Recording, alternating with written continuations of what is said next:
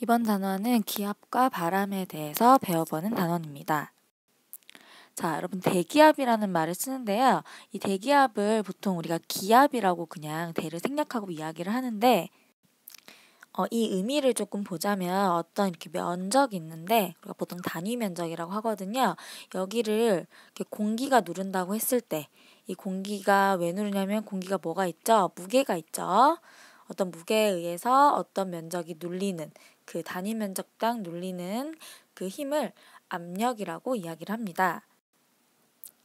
공기 같은 경우에는 여기저기로 돌아다니기 때문에 뭐 이쪽 면적으로 이렇게 작용할 수도 있겠고 뭐 이렇게 작용할 수도 있겠고 이렇게 작용할 수도 있겠고요. 사방으로 작용을 합니다. 그래서 모든 방향으로 기압이 작용하는데 자, 우리가 공기가 우리 몸을 누르고 있다는 걸 느끼지 못하죠? 자, 왜 그러냐면 그 기압, 자, 우리 대기가 누르고 있는 이 압력과 사실 우리 몸속에서 외부로 이렇게 작용하는 또 압력이 있습니다. 예를 들면은 우리 몸이라고 하고요.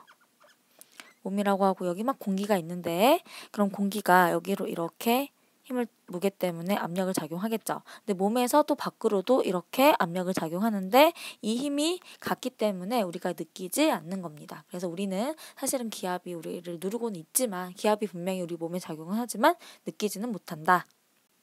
그래서 느끼지 못하는데요. 자, 그러면 기압의 방향은 어디이냐? 우리가 기압의 방향은 사실은 모든 방향이라고 이야기를 할 수 있습니다.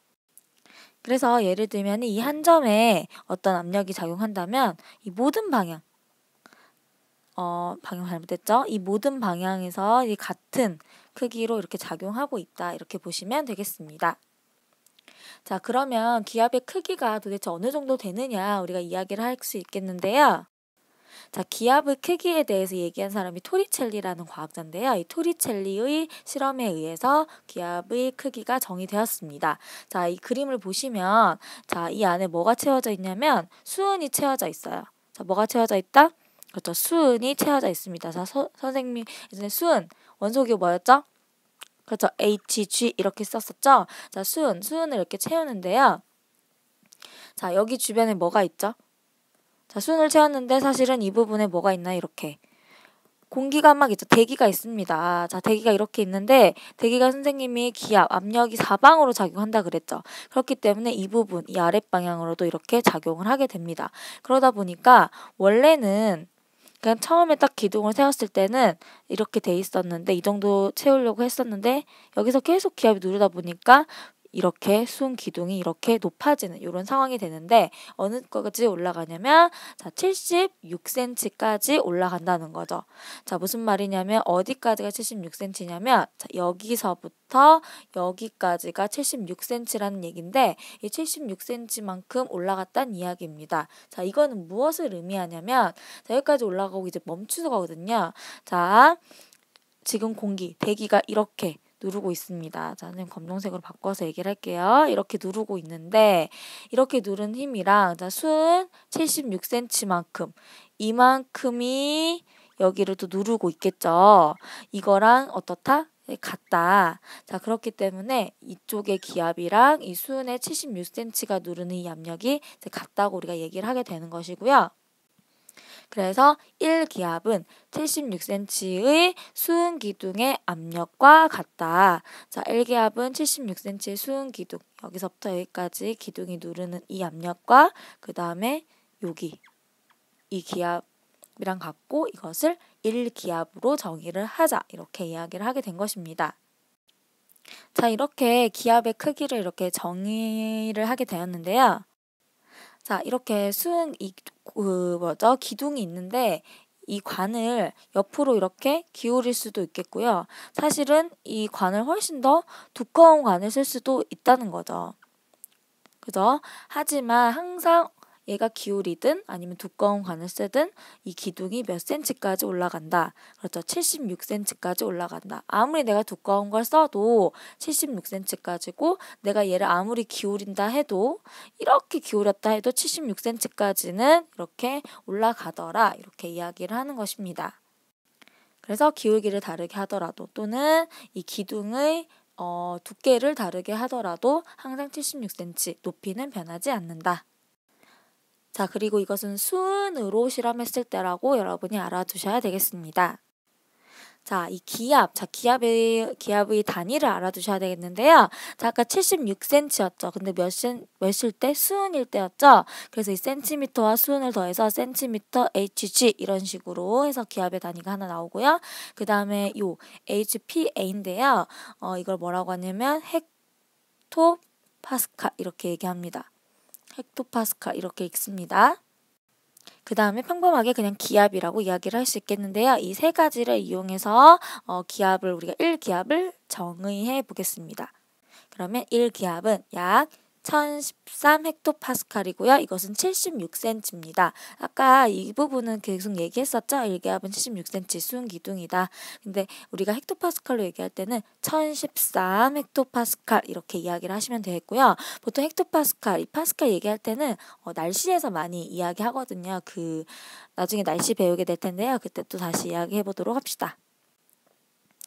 자, 여러분 우리 대륙권 기억나시죠? 높이가 올라갈수록 공기의 양이 적어진다고 했죠. 그렇기 때문에 자, 보시면 높이가 이렇게 높아질수록 기압이 이렇게 낮아지는 거 볼 수 있겠습니다. 그래서 높이가 낮을 때 기압은 더 크고요. 높이가 높아졌을 때 기압은 좀 적다. 왜 그러냐면 자, 위로 올라갈수록 대기의 양이 줄어들기 때문이다.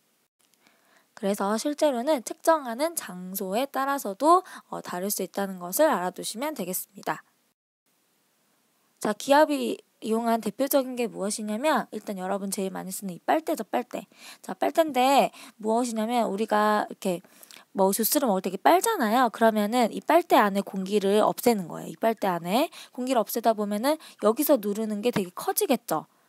그쵸? 그렇기 때문에 여기서 압력 때문에 쭉 그냥 빨려 들어가는 음료수가 요런 거고요. 자, 요런 거 찍찍이 같은 거 있잖아요. 이게 뭐냐면 이 안쪽에 있는 공기를 빼는 거예요. 공기를 갑자기 빼버리니까 이쪽에 압력이 줄어들고 이 바깥에서 누르는 압력이 커지게 되면서 얘가 움직이지 않고 딱 붙게 되는 요런 상황이 되는 거죠. 그래서 요게 압력을 이용한 대표적인 예라고 할 수 있겠습니다. 자, 지금까지는 사실 이제 바람을 설명하기 위해서 기압을 먼저 우리가 정의했었는데요. 자, 바람이라는 것은 실제로 뭐냐면 정의를 하자면 기압이 높은 곳에서 기압이 낮은 곳으로 공기가 이동하는 현상을 바람이라고 정의를 합니다. 그러면 바람의 방향을 뭐라고 하냐면 풍향이라고 하는데 이 풍향은 자, 불어오는 방향으로 우리가 풍향을 결정하는데요. 자, 동쪽에서 서쪽으로 갔다. 그러면은 이 바람은 동풍이라고 우리가 이야기를 하고요. 자, 남동쪽에서 북서쪽으로 왔어요. 그러면 불어오는 방향으로 이름을 지어야 하기 때문에 남동풍 이렇게 이야기를 할 수 있습니다. 그래서 풍향 같은 경우에는 바람이 불어오는 방향이다. 이렇게 알고 계시면 되겠습니다. 그리고 바람의 속도, 바람의 빠르기는 풍속이라고 우리가 이야기를 하죠.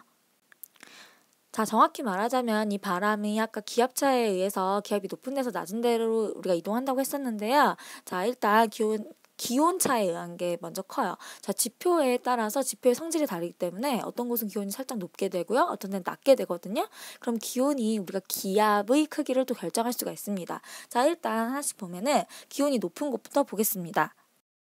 자, 기온이 높다 보면요. 여러분 기억나시죠? 공기가 팽창하게 돼요. 자, 공기 분자 운동이 빨라지면서 그러면 얘네들이 팽창하면 선생님이 뭐라고 했죠? 자, 올라간다고 했죠. 자, 상승을 합니다. 공기가 올라가다 보니까 우리 지표에 남아있는 공기가 사실 쪽쪽 좀 양이 적어지게 되죠. 그러면 당연히 압력이 줄어들겠죠. 그렇기 때문에 기압이 낮아지는 상황이 벌어지고요. 자, 기온이 낮은 경우에는 공기들이 느려요. 수축하게 됩니다. 그렇기 때문에 자, 하강하게 되죠. 바닥이 모이게 됩니다. 그러면은 공기들이 모이기 때문에 기압이 높아지는 현상이 일어나고요. 자, 아까 기압이 높은 곳에서 낮은 곳으로 자, 공기가 이동한다고 했습니다. 자, 공기가 이동하는 이것을 뭐라고 하냐면 이제 바람이라고 하겠죠. 그래서 결국에 바람이라는 거는 지표면의 성질에 따라서 기온 차이가 먼저 납니다. 자, 이렇게 기온 차이가 먼저 남으로 인해서 기온에 따라서 뭐도 차이가 난다? 기압도 차이가 난다. 그렇기 때문에 이 기압 차이에 의해서 공기가 이동한 현상을 이야기한다. 라고 알고 계시면 되겠습니다. 자, 대표적으로 우리가 바다와 육지에서 낮과 밤에 대해서 배워볼 텐데요. 자, 이 배운다는 게 육지랑 바다에서 바람이 어떻게 불지 낮과 밤을 우리가 좀 다르게 얘기하는데, 자, 일단 낮에는 여러분 비열 기억나시죠? 바다랑 육지 중에서 육지가 아주 더 뜨거워지죠. 그래서 우리 해변에서 낮에는 육지 그 모래사장이 훨씬 뜨겁잖아요. 그래서 육지가 더 높게 됩니다. 자, 그러면 기압은, 자, 육지 쪽은 공기가 팽창해서 막 올라가겠죠. 그리고 바다는 온도가 낮기 때문에 수축해서 내려가니까 공기가 아래 모이는 곳은 바다 쪽이겠죠. 그래서 기압은 바다가 더 높게 되고요. 그러면 바람은 어디에서 어디로 불까요? 그렇죠. 바다에서 육지로, 기압이 높은 곳에서 낮은 쪽인 바다에서 육지로 불게 됩니다. 자, 그러면 밤 같은 경우에는 어떻게 될지 봅시다. 자, 밤에는 그 땅이 빨리 식어버리기 때문에 바다가 더 온도가 높게 되죠. 그러면 기압은 육지가 더 크게 됩니다. 자, 기온과 기압은 지금 반대입니다. 자, 그러면 당연히 바람은 기압이 높은 곳에서 낮은 쪽인 육지에서 바다로 불게 되는 것이죠. 자, 여기서 우리가 이름을 정하게 되는데, 우리가 바람의 이름 정할 때 그 방향을 얘기할 때요, 불어오는 쪽이라고 했죠. 자, 그렇기 때문에 자, 보시면 바다에서 육지로 갑니다. 그래서 얘는 바다 쪽에서 가는 거기 때문에 해풍이라고 하고요. 얘는 육지에서 바다로 가는 거기 때문에 자, 육풍이라고 우리가 이야기를 합니다. 그래서 낮에는 해풍, 밤에는 육풍 이렇게 부는 것이고, 이것을 우리가 이렇게 유추해내기 위해서는 자, 기온과 기압 천천히 이렇게 유추하다 보면은 해풍은 낮에 불고 육풍은 밤에 분다는 것을 알 수 있게 됩니다. 자, 그래서 오늘은 여러분 아까 기압 개념과 기압의 크기 토리첼리 실험 기억하시면 되겠고요. 뭐 기압의 크기, 기압의 방향 이 정도 알고 계시면 되겠고요.